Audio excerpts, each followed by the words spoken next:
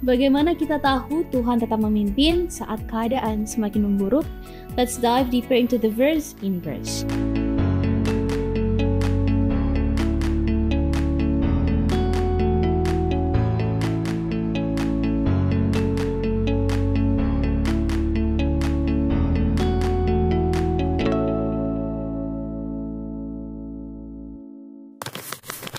Selamat datang pada diskusi Alkitab Pemuda Inverse, dan kita sedang mempelajari seri Kitab Keluaran, dan pada kesempatan kali ini kita akan belajar dari pelajaran keempat dengan judul Menghadapi Firaun.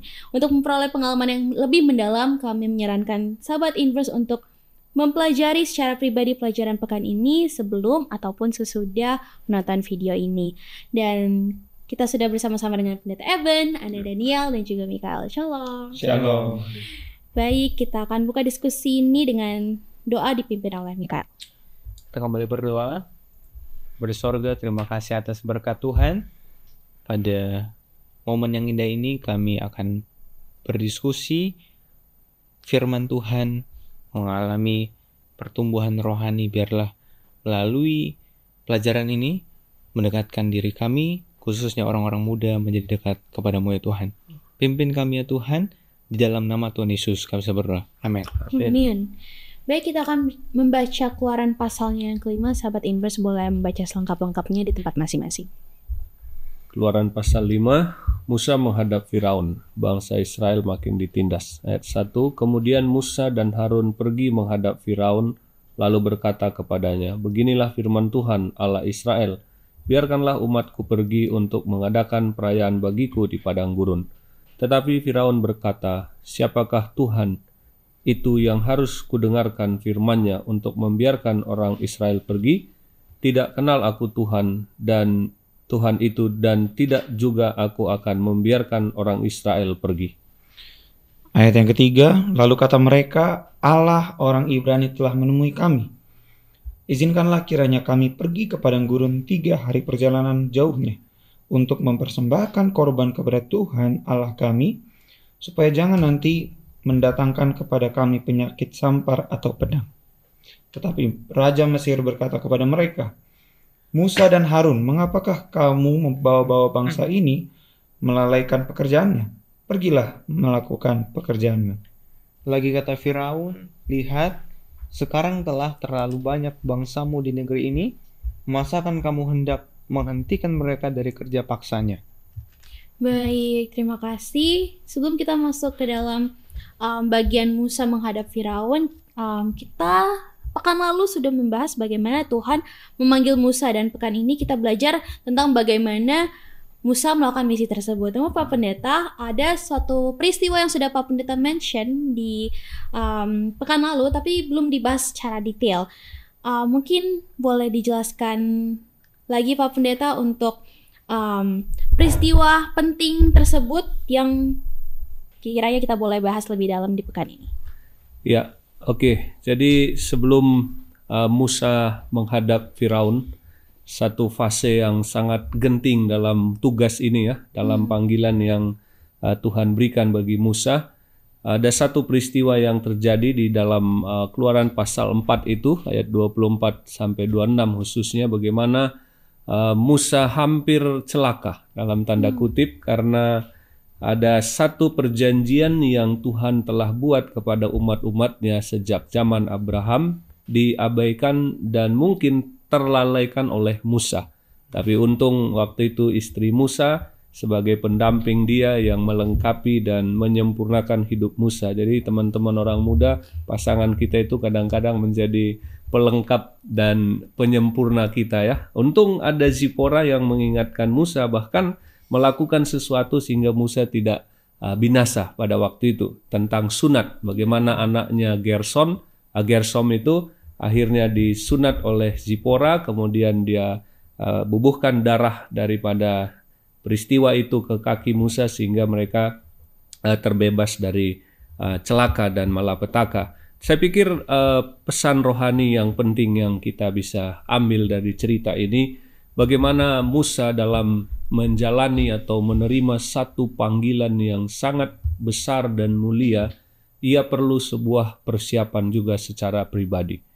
Sebelumnya kita sudah dapati ketika Tuhan panggil dia, Tuhan bilang, tanggalkan kasutmu. Kasut dalam arti hal yang kotor dan juga kehidupan yang lama yang perlu Musa tinggalkan. Kemudian dalam hal ini juga pesan penting juga yang kita bisa dapat bahwa bagaimana Tuhan mengajar Musa untuk teliti, untuk menurut, jangan mengabaikan hal yang sangat penting yang Tuhan sudah sampaikan. Saya pikir Musa sudah tahu. Kalau tidak tahu, saya pikir Tuhan juga tidak akan menuntut Musa. Jadi dia sudah tahu, tapi Tuhan ajar Musa jangan gegabah, jangan abaikan, apalagi hal-hal yang kudus atau hal-hal yang penting di hadapan Tuhan. Kita tidak boleh abaikan. Nah, jadi intinya bahwa kita perlu mengadakan sebuah persiapan pribadi dalam satu tugas, dalam sebuah cita-cita, dalam sebuah rencana yang besar. Saya pikir Yesus juga melakukan hal yang sama. Ketika dia dibaptiskan, sebelum memulaikan tugasnya sebagai Mesias Juru Selamat, dia puasa dulu. Nah, sebelum segala sesuatu itu dilakukan, dia ambil waktu untuk mempersiapkan dirinya. Nah, ini saya pikir prinsipnya hampir sama dalam hal ini. Amin. Terima kasih pendeta untuk penjelasannya. Dan akhirnya di Keluaran pasalnya kelima kita sudah tahu bersama-sama bahwa akhirnya Musa menghadap Firaun. Kemudian minta izin dalam Keluaran 5 ayat 3, izinkanlah kiranya kami pergi ke padang gurun 3 hari perjalanan jauhnya. Mengapa demikian, Daniel? Padahal sebelumnya kita udah tahu kan bahwa tujuan Tuhan adalah untuk membawa mereka, bangsa Israel tuh keluar dari tanah Mesir menuju tanah perjanjian. Tapi bagi orang muda ini mungkin ada juga perspektif atau mungkin terjemahan bahwa berarti Musa berbohong kali ya. Atau sebenarnya apa yang terjadi?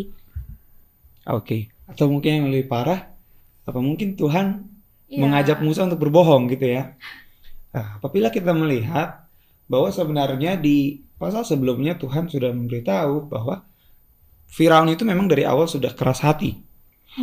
Lalu kemudian kenapa Musa harus mengatakan membawa bangsa Israel 3 hari untuk mengadakan puji-pujian persembahan kepada Tuhan. Jadi perlu dipahami bahwa Tuhan ketika dia menyatakan kebenaran, dia akan melakukannya secara progresif. Jadi ada memang hal-hal dalam hidup ini yang kalau kita kasih tahu secara gamblang langsung, secara jujur, tiba-tiba langsung, orang tidak dapat menerima akan kebenaran itu. Maka dari itu, Musa di awal dia mengatakan secara perlahan-lahan, biarlah bangsa Israel ini pergi dulu 3 hari untuk mengadakan persembahan. Tetapi bukan berarti setelah sampai di situ tiba-tiba Musa langsung pergi ke tanah perjanjian. Saya yakin tidak seperti itu. Tetapi intinya adalah Tuhan ingin menyatakan kehendaknya. Tuhan ingin menyatakan rencananya secara progresif. Sama seperti yang dialami oleh gereja kita mula-mula. Tuhan menyatakan suatu kebenaran mulai dari binatang yang halal dan haram, lalu kemudian keilahian Roh Kudus, tidak langsung secara gamblang langsung diberikan kepada Nyonya Wet dan juga gereja pada zaman itu, tentu tidak. Tetapi secara perlahan, secara progresif. Dan tentunya tujuan akhir daripada Tuhan untuk bangsa Israel adalah untuk menyelamatkan dia keluar dari tanah perjanjian. Maka dari itu, Musa itu secara pelan-pelan menyatakan kepada Firaun. Jadi pertama dia mulai dulu dari hal yang simple, yaitu berikanlah dulu bangsa Israel ini menyembah Tuhan selama 3 hari. Lalu mungkin saja kalau memang pada waktu itu Firaun mengizinkan Israel untuk pergi, maka kemudian itulah tanda bahwa ini berarti Firaun akan lebih terbuka lagi hatinya ke depannya. Kalau misalnya bangsa Israel ingin pergi dari Mesir kepada tanah perjanjian. Maka dari itu adalah secara progresif, secara bertahap. Jadi bukan berarti Tuhan berbohong, akan tetapi inilah hikmat. Ketika kita ingin menyampaikan kebenaran, ya ada prosesnya, ada tahapnya. Dimulai dari langkah yang kecil terlebih dahulu. Oke. Thank you Daniel. Dan kalau setelah Musa menghadap Firaun ya, respon Firaun itu kita tahu kejam dan tidak menyenangkan. Dan akhirnya itu menyebabkan para pemimpin Yahudi yakin bahwa tidak ada Tuhan bekerja di dalam Musa, melalui Musa. Karena keadaan mereka semakin buruk, ya kan? Karena mereka makin dipacu untuk kerja paksanya makin kejam gitu ya. Nah, Mikael, bagaimana pengalaman bangsa Israel ini mungkin boleh menjadi pelajaran penting bagi kita saat ini untuk tidak mengukur penyertaan Tuhan berdasarkan pengalaman yang buruk. Oke, Kak. Seringkali kita sebagai umat manusia yang jatuh dalam dosa, kita tergoda untuk menilai kehadiran Tuhan itu berdasarkan pengalaman hidup kita. Ketika kita hidup lagi enak, kita lagi nyaman, kita bilang ke Tuhan, waduh, enak banget ya Tuhan hidup aku ini. Tapi kalau berada di posisi sebaliknya, kita lagi hidup kita susah, kita tanya ke Tuhan, Tuhan ini masih peduli gak sih sama aku? Nah, ini sering kali terjadi dalam hidup kita sebagai manusia. Dan bangsa Israel juga mengalami hal yang sama. Mereka pikir karena Musa taat kepada Tuhan, maka Firaun juga akan tunduk kepada Musa. Dan mereka pikir juga ketika mereka taat kepada Tuhan, maka hal berat dalam kehidupan mereka itu tak akan pernah mereka rasakan. Tetapi akhirnya apa? Mereka bukan hanya kecewa. Mereka kecewa, Tuhan itu mereka anggap tidak menyertai mereka. Bahkan mereka menyalahkan pemimpin mereka, yaitu Musa itu sendiri. Tapi justru di titik ini kita belajar satu hal yang penting, bahwa ketaatan itu tidak selalu membawa kita pada kenyamanan. Bagaimana walaupun kita setaat apapun, tetapi Tuhan berkehendak lain, ya nikmati apa yang Tuhan berikan. Dan Tuhan memang gak pernah janji kalau kita ikut Tuhan, kita hidup enak. Yang Tuhan janjikan adalah ketika kita bersama dengan Tuhan, Tuhan yang akan memampukan kita dalam perjalanan iman kita. Dan ingat, mukjizat itu datang, sebelum mukjizat itu datang, Tuhan sering izinkan keadaan rumit terlebih dahulu untuk datang kepada kita. Untuk apa? Untuk memurnikan hidup kita terlebih dahulu, untuk mendatangkan berkat itu. Mungkin itu. Amin. Thank you, Mikael. Data boleh tambahkan? Ya, jadi Tuhan tidak berjanji bahwa ketika Dia menyertai kita, serta-merta hidup kita terbebas dari tantangan, pergumulan, dan pencobaan. Tapi dalam penyertaan Tuhan, Tuhan memberikan ketenangan bagi kita melewati badai yang ada. Ada sebutan katakan, Tuhan seringkali menenangkan badai dalam masalah kita yang kita alami, tapi seringkali juga Tuhan tenangkan kita melewati badai kehidupan itu. Jadi apa yang ditekankan di sini bahwa Tuhan tidak sedang meninggalkan kita ketika hidup kita tidak sedang baik-baik saja. Tangan Tuhan selalu mau menopang dan juga memberikan pertolongan dalam setiap keadaan di dalam hidup kita. Dalam Alkitab itu ada cerita Sadrah, Mesah, Abednego, Tuhan luputkan dari masalah. Tapi ada juga Yohanes Pembaptis menghadapi masalah sampai dia dibunuh dan beberapa yang lain. Jadi keberkenan Tuhan tidak tergantung kepada situasi yang kita sedang alami. Oke, thank you Pak Pendeta. Dan setelah Musa menghadap Firaun, respon Firaun seperti itu, para pemimpin Yahudi yakin bahwa tidak ada Tuhan bekerja melalui Musa, dan bahkan di ayat 21 ya, mereka mengutuk Musa ya. Mereka bilang, lebih baik kamu kiranya Tuhan memperhatikan perbuatanmu dan menghukum kamu gitu. Dan itu jujur ya, kalau misalnya kamu sebagai pemimpin gitu, terus bangsa kamu menghujat kamu, memberikan kata-kata yang tidak baik pada kamu, itu kan pasti sakit ya, dan sangat sedih. Nah, itu mungkin sama ya seperti pengalamannya Yesus ya. Bahkan Yesus merasa ditinggalkan sampai berseru di kayu salib, Allahku, mengapa engkau meninggalkan aku? Kalau orang muda hari ini mengalami serupa, merasa ditinggalkan Tuhan, apalagi semua fakta kehidupan itu seolah-olah mendukung perasaan tersebut gitu. Mungkin menurut Daniel dan Mikael, bagaimana pengalaman Musa dan Yesus ini boleh menjadi kekuatan? Oke, jadi singkat saja bahwa ada memang pelajaran penting yang bisa kita ambil ya. Yang pertama adalah perasaan kita valid. Jadi terkadang ya memang dalam pelayanan itu ada hal-hal yang mungkin kita rasa tidak seperti yang kita ekspektasikan, ada mungkin yang mengecewakan, tapi percayalah bahwa ya terkadang perasaan-perasaan seperti itu Tuhan izinkan untuk membuat kita lebih dekat lagi kepada Tuhan. Jadi tidak apa-apa ketika kita kadang merasa dalam pelayanan ini ada sesuatu yang mengecewakan. Seperti yang dirasakan oleh Musa. Lalu kemudian Yesus juga mengatakan apa? Allahku, Allahku, mengapa engkau meninggalkan aku? Tentu di situ adalah kondisi ketika Tuhan itu, Yesus merasakan kesedihan yang dalam hidupannya, di dalam hatinya. Dan itu tidak kenapa-napa. Itu adalah perasaan seorang manusia. Jadi dalam pelayanan pasti akan kita rasakan hal-hal seperti itu. Tetapi ingatlah bahwa perasaan itu valid. Tetapi itu bukan finalnya. Yang kedua adalah yang penting adalah iman. Ketika kita memiliki iman itu berarti bukan soal tidak pernah ragu, tetapi tetap bertahan saat kita ragu. Seperti yang dirasakan Musa, saya yakin di situ kondisi dia mempertanyakan, Tuhan ini kayak gimana ini? Kenapa engkau bilang di awal engkau menyertai tapi jadi seperti ini? Tapi ingatlah bahwa keraguan-raguan bukanlah akhir daripada iman kita. Tetapi karena kita memiliki iman, justru sebaliknya kita tetap bertahan di dalam keraguan-raguan. Dan Tuhan akan selalu menyertai kita. Amin. Baik, kalau dari aku, bagaimana kalau kita lihat bagaimana kita sering ngalamin bahwa kadang-kala kita menganggap diri kita itu berantakan banget. Bagaimana kita udah ikut Tuhan, kita udah rajin banget, tapi masalah itu datang, kecewa itu datang, dan bahkan kita disalahin. Dan itu juga terjadi dengan Musa waktu itu. Dia udah balik ke Mesir, tapi udah ngomong ke Firaun, dan bukannya jadi lebih baik, tapi lebih menderita.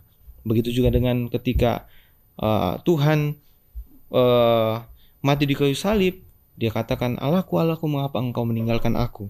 Bagaimana kita bayangin Yesus anak Allah, tapi di titik yang paling gelap, dia merasa sendirian. Nah, menjadi ajakan bagi kita, sesuai dengan yang sudah dibahas dengan Daniel juga, bagaimana kalau kita sedang mengalami masa-masa yang seperti itu, merasa sendirian, seperti nggak ada Tuhan dalam hidup kita itu, coba jangan buru-buru langsung nyimpulin bahwa Tuhan itu nggak ada, nggak menyertai kita. Tapi justru disitulah Tuhan lagi bekerja di titik yang paling rendah dalam hidup kita.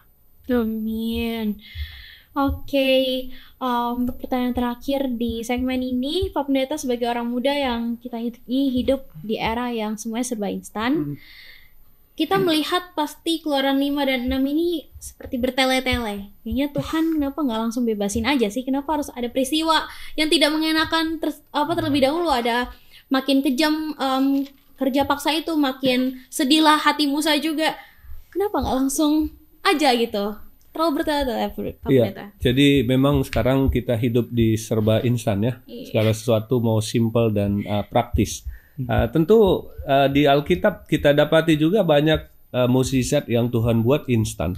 Dalam arti ada orang ketemu jubah Yesus saja sembuh. Yesus bilang orang buta, tuli dan lain sebagainya sembuh, instantly miracle. Ada juga hal-hal seperti itu. Tapi kalau kita kembali ke cerita ini, maka sepanjang proses ini terjadi, sesungguhnya di sini Tuhan sedang menyatakan kemahabesaran Tuhan, sekaligus memberikan sebuah kesempatan bagi umatnya untuk mengenal Tuhan lebih dalam, sekaligus juga memberikan panggilan kepada orang-orang Mesir khususnya untuk bertobat. Jadi ini adalah sebuah khotbah sebenarnya, sebuah panggilan kepada semua yang melihat peristiwa itu, menunjukkan kebesaran Allah, kemudian juga menunjukkan panggilan pertobatan, dan juga meyakinkan umat-umat Tuhan ini bahwa Allah yang mereka sembah itu adalah Allah yang besar, yang ajaib, dan yang agung. Kira-kira itu pesan yang disampaikan dari cerita yang cukup panjang ini. Bahkan puluhan tahun kemudian baru ini berakhir. Tapi ada juga kesalahan-kesalahan dari bangsa ini yang membuat peristiwa ini berlarut-larut, mereka mengalami itu. Nah, kira-kira itu faktor-faktornya. Baik, terima kasih Pak Pendeta. Sobat Inverse, kita akan lanjutkan setelah yang satu ini. Bosen? ngantuk, malas, nggak ngerti? Apakah kata-kata ini keluar ketika kamu mendengar kata Bible study? Belajar Alkitab harusnya menjadi suatu hal yang menyenangkan. Tapi kenapa rasanya susah sekali untuk memulai? Apa yang salah? Apa yang harus dilakukan agar belajar Alkitab rasanya tidak begitu-begitu saja? Banyak orang bilang ada banyak jalan menuju Roma. Jika pepatah ini benar, kami percaya Tuhan pasti sudah sediakan lebih banyak lagi jalan menuju Alkitab, menuju Dia. Hanya saja, jalan-jalan itu mungkin belum terlihat oleh kita. Tapi kita bisa meminta. Yesus pernah berkata dalam Matius 7 ayat 7, "Mintalah, maka akan diberikan kepadamu. Carilah, maka kamu akan mendapat. Ketuklah, maka pintu akan dibukakan bagimu." Bagaimana cara memintanya? Lewat doa. Berdoalah untuk meminta hikmat dan kemauan yang kuat untuk belajar Alkitab. Setelah itu, mari buka Alkitab dan belajar sedikit demi sedikit sesuai kemampuanmu.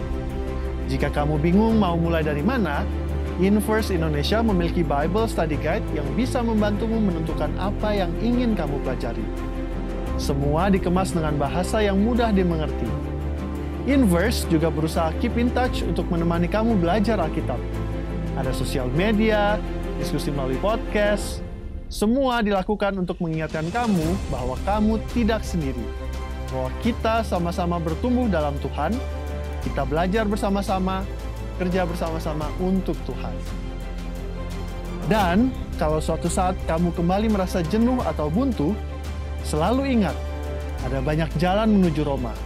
Ada banyak cara untuk belajar Alkitab dengan menyenangkan, dan kami harap Inverse adalah salah satunya. Open your heart, dan open your Bible. Let us dive deeper into the verse. Inverse.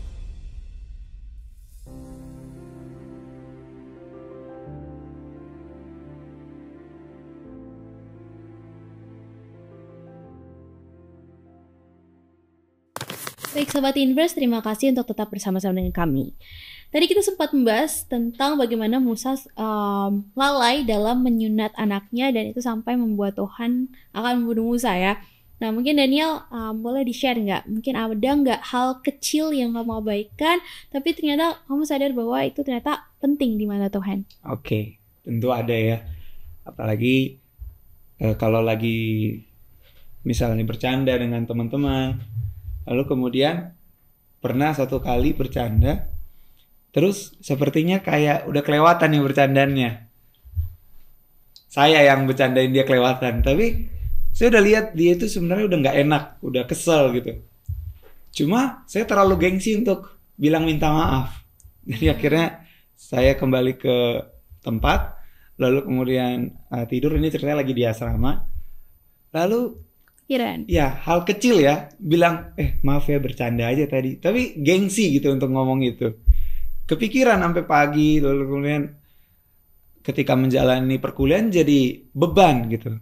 Lalu saya sadar bahwa hal kecil untuk berkata maaf ya, saya nggak sengaja untuk mengatakan hal itu. Justru itu adalah hal yang penting di mata Tuhan. Bagaimana kita harus merendahkan hati di depan teman kita, di depan orang lain, untuk meminta maaf, dan juga itu juga menjadi berkat juga sebenarnya bagi dia gitu. Dan berkat juga buat saya supaya saya nggak kepikiran lagi. Jadi pada saat itu ya udah, akhirnya malamnya ya saya belikanlah makanan sambil mengatakan permintaan maaf. Jadi itu sih hal kecil. Oke, relate sih sebenarnya, soalnya kita suka bercanda kan karena nggak tahu ya. Iya, kebablasan. Kebablasan, habis itu ya oke, maaf ya gitu. Itu susah kadang ya. Thank you for sharing Daniel. Dan tadi kita juga bahas bagaimana Musa menghadapi Firaun ya. Dalam konteks masa kini nih Mikael, seperti apa tantangan menghadapi Firaun itu bagi anak-anak muda? Nah, ini kalau kita lihat ya, dalam kehidupan orang muda ini banyak hal yang kita temui. Kalau kita lihat Firaun ini bisa datang dalam berbagai bentuk. Bukan hanya orang, bukan hanya raja, tapi bisa juga datang dalam bentuk tekanan yang bisa membuat kita jauh dari Tuhan. Misalnya, kita tahu Sabat itu adalah hari yang kudus. Tapi pas ada ujian yang dibuat pada hari Sabat, datang pilihan, kita bingung pilih beribadah atau ikut ujian, atau kita pengen jujur pada saat ingin ikut ujian, tapi karena kita ingin nilai kita bagus, kita tertantang untuk mendapatkan nilai yang bagus dengan cara mencontek, atau kita ingin hidup benar. Tiba-tiba ada yang ajak kita untuk contohnya pesta, party dan lain sebagainya. Tapi karena kita takut diejek atau takut dibilang sok suci, sok alim gitu, tapi ya udah kita gas aja gitu kan. Nah, bahkan Firaun juga bisa muncul dalam diri kita sendiri. Bagaimana kesombongan, minder, rasa nggak layak, trauma masa lalu dan lain sebagainya. Tapi seperti Musa kalau kita lihat ya, Tuhan nggak nunggu kita jadi sempurna untuk Tuhan pakai. Tuhan menunggu kita untuk siap menjalani misinya. Dan jadi menghadapi Firaun ini pada zaman sekarang artinya adalah berani tampil di atas kebenaran. Meskipun ini adalah satu tindakan yang sangat sulit. Tapi orang-orang muda dipanggil untuk menjadi seorang yang bisa berani tampil di atas kebenaran. Mungkin itu, Kak. Amin. Thank you Michael for sharing. Dan Pendeta, apakah ada pengalaman buruk atau penderitaan di masa lalu yang membuat pendeta sadar bahwa ternyata itu adalah cara Tuhan memperlengkapi pendeta untuk hal-hal yang ingin Tuhan lakukan dalam hidup pendeta, sama seperti apa yang terjadi, hal buruk yang terjadi pada bangsa Israel, ternyata itu justru memperlengkapi mereka gitu Pak Pendeta untuk hal yang Tuhan siapkan. Ya, jadi mungkin dalam pengalaman pribadi lah ini ya, saya sudah melayani sebagai pendeta selama 24 tahun. Dalam pelayanan ini ada orang-orang yang saya temui, tidak banyak, yang selalu bersikap negatif, berkata negatif, melakukan negatif terhadap hal-hal yang baik pun yang gereja atau yang gembala lakukan. Selalu mencemooh, mencela. Ada orang-orang gitu ya. Sahabat-sahabat orang muda, jangan ada orang-orang muda kita yang mencela, mencemooh ataupun selalu menjelek-jelekkan gereja, pemimpin rohani atau organisasi. Tapi ada 1-2 orang yang hobinya memang seperti itu. Saya juga menghadapi itu dalam pelayanan. Tapi dalam tekanan batin dan kesusahan hati yang saya hadapi dalam melawat atau mengunjungi, mendoakan orang-orang seperti ini, saya percaya Tuhan sedang melatih saya untuk memiliki kesabaran, memiliki roh kerendahan hati, dan selalu menunjukkan kasih sekalipun agak berat sebenarnya. Seperti Musa kan, dia sudah dituduh oleh bangsanya sendiri, kamu yang bikin saya menderita, padahal niat hatinya baik mau membebaskan mereka. Tapi sekarang bukan hanya Firaun yang menentang dia, tapi orang Israel sendiri menyerang dia. Tapi ini melatih kesabaran Musa. Saya pikir 40 tahun dia di padang belantara, dia sudah cukup juga melatih dia sabar dan tabah menghadapi hal-hal seperti ini. Jadi bagi saya pribadi pun, ketika saya melewati pengalaman-pengalaman itu, saya berpikir ini sedang Tuhan pakai untuk memurnikan saya, memberi saya kesabaran dan memberikan saya kepekaan terhadap pelayanan untuk mengasihi semua orang. Walaupun orang itu bersikap mungkin kurang baik. Kalau kita mengasihi orang yang baik, yang suka kasih makanan sama kita, yang suka ramah sama kita, itu orang-orang kafir saja melakukan itu, kata Yesus. Tapi ketika kita mengasihi orang yang tidak bersikap baik sama kita, maka inilah standar kita yang Tuhan mau kita lakukan. Jadi saya pikir itu pengalaman pribadi, bahwa penderitaan yang kita hadapi Tuhan sedang pakai untuk memurnikan kita, melatih kesabaran kita, melatih kepekaan rohani kita, dan membuat iman kita bertumbuh lebih baik. Amin. Dan satu pertanyaan lagi Pak Pendeta. Ketika Musa disalahkan oleh bangsa Israel, tadi Pak Pendeta sudah sebutkan, dan didoakan untuk dihukum Tuhan, malah sebagai orang muda apa yang harus kita lakukan apabila ketika kita menurut Tuhan, tadi sudah disampaikan oleh Michael juga, malah menjadi keadaan makin memburuk bagi kita, dan bahkan mungkin kita dicap sebagai sumber masalahnya. Apa yang harus kita lakukan Pak Pendeta? Ya, jadi kalau kita menghadapi hal seperti ini, mungkin ya tidak ada salahnya bagi saya juga secara pribadi, mungkin kita introspeksi diri dulu. Jangan-jangan apakah kesusahan ini karena kesalahan saya. Tidak dalam cerita Musa ya, tapi seringkali itu terjadi karena mungkin kelalaian, kehilafan atau kesalahan kita. Tapi kalau bukan karena kesalahan, kehilafan atau kelalaian kita mengalami seperti ini, maka kita anggaplah itu bagian proses pemuritan yang Tuhan sedang lakukan untuk kita. Jadi sebenarnya penderitaan itu terjadi dua hal sebenarnya. Pertama karena kesalahan kita sendiri. Kalau karena kesalahan sendiri kita susah menderita, ya tentu jangan salahkan siapa-siapa. Kita harus berubah ataupun mengubah diri kita. Tapi kalau itu bukan karena kesalahan kita, maka kita harus tetap yakin percaya semua proses itu Tuhan sedang pakai dan gunakan untuk memurnikan kita. Dan jangan kita putus asa, jangan kita patah semangat. Jangan kita kemudian tawar hati, kemudian kehilangan semangat pelayanan kita, apalagi kehilangan iman kita jika kita menghadapi sikap-sikap orang yang seperti yang Musa hadapi. Jadi jangan sampai kita juga tawar hati dan kehilangan iman kita. Oke, baik. Terima kasih Pak Pendeta. Tidak terasa kita sudah sampai pada penghujung diskusi kita. Teman-teman panelis boleh memberikan satu poin pelajaran praktikal sebagai closing statement. Mungkin dari Pak Pendeta dulu. Oke, jadi teman-teman dalam pergumulan yang kita hadapi apapun itu, yakinkan diri kita bahwa ada tangan Tuhan yang tidak sedang melepaskan kita. Sama seperti Musa ini, dalam satu tantangan yang dia hadapi, dia yakin tangan Tuhan menopang dia setiap waktu. Amin. Ya, kalau dari saya, jangan lalaikan hal-hal kecil di dalam kehidupan kita. Seperti Musa, Tuhan menyuruh untuk menyunat anaknya, tapi dia lalai dalam melakukan hal itu. Jadi dalam kehidupan ini bisa saja hal-hal yang kita rasa kecil itu berdampak besar dalam pelayanan kita maupun di mata Tuhan. Amin. Kalau dari saya singkat aja, kadang kita pikir setelah kita ikut Tuhan hidup kita lebih nyaman. Dan memang kadang itu juga terjadi. Tetapi bukan berarti begitu juga. Kadang ketika kita ikut Tuhan hidup kita makin memburuk, tapi bukanlah berarti Tuhan meninggalkan kita. Tapi adalah proses pemurnian yang Tuhan sedang bentuk. Amin. Daniel boleh tutup dalam doa. Baik, kita berdoa.